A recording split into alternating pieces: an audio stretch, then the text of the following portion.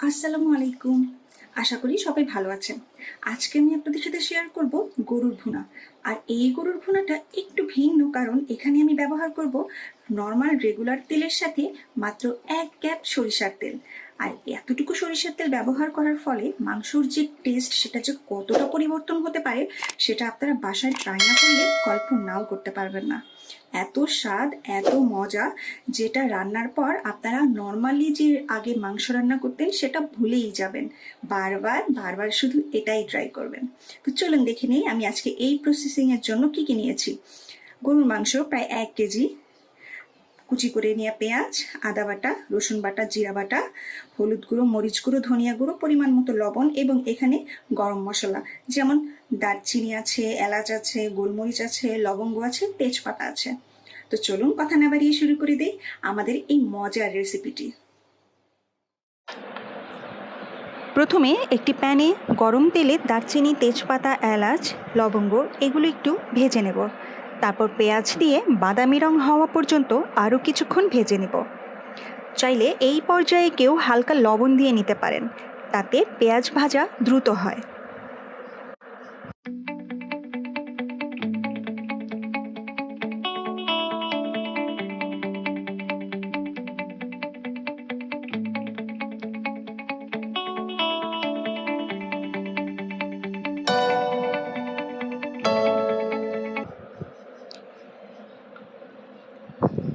এখন দিয়ে দিচ্ছি পরিমাণ করে রাখা মরিচ গুঁড়ো, হলুদ গুঁড়ো ও ধনিয়া গুঁড়ো এবং হালকা পানি দিয়ে কষিয়ে নিচ্ছি, যাতে হলুদ মরিচের কাঁচা গন্ধটা চলে যায়।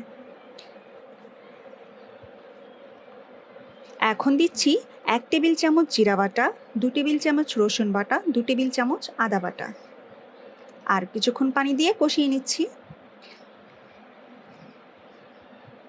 যে পর্যায়ে মশলার উপরে তেল উঠে আসবে তখন বুঝে নেবেন কষানোটা হয়ে গেছে। এখন দিয়ে দিচ্ছি পরিমাণ মতো স্বাদ অনুযায়ী লবণ এবং একটু টেস্টিং সল্ট। টেস্টিং সল্ট সম্পূর্ণ অপশনাল, আপনারা চাইলে দিতে পারেন, না চাইলেও সমস্যা নেই।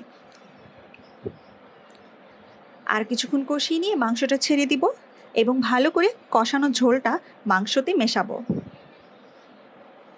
এই পর্যায়ে মাংসের গায়ে যে পানি থাকে তা বের হবে, তাই এভাবে আরও কিছুক্ষণ কষিয়ে নেব এবং পানিটাকে টেনে নিব।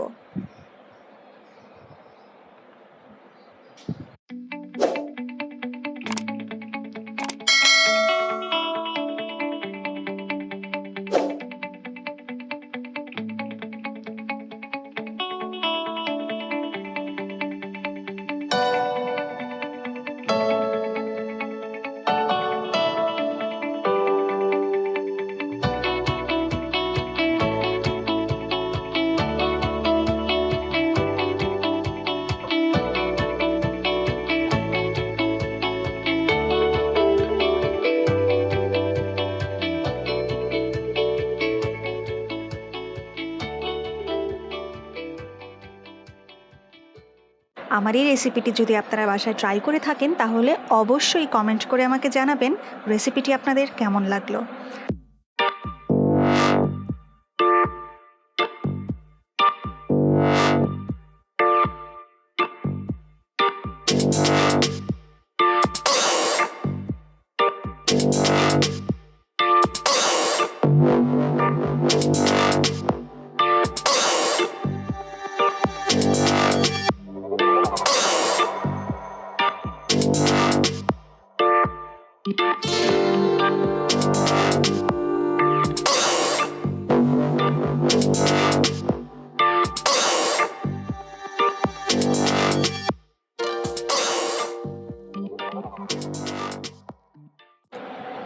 এখন মাংসটা সেদ্ধ হতে পরিমাণ মতো প্রায় 2 গ্লাস পানি দিয়ে দিলাম।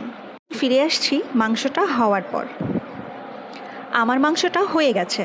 এই পর্যায়ে যখন দেখবেন মাংসটার ঝোল টেনে গেছে এবং গায়ে গায়ে ঝোলগুলো লেগে গেছে, সেই অবস্থায় 1 ক্যাপ সরিষার তেল যেটা রেখেছিলাম সেটা উপর দিয়ে দিবেন এবং চুলাটা বন্ধ করে দিবেন। নাড়াচাড়া করার কোনো প্রয়োজন নেই, শুধু তেলটা ছিটিয়ে দিয়ে চুলাটা বন্ধ করে ঢাকনাটা দিয়ে রাখুন। কিছুক্ষণ পর সার্ভ করুন।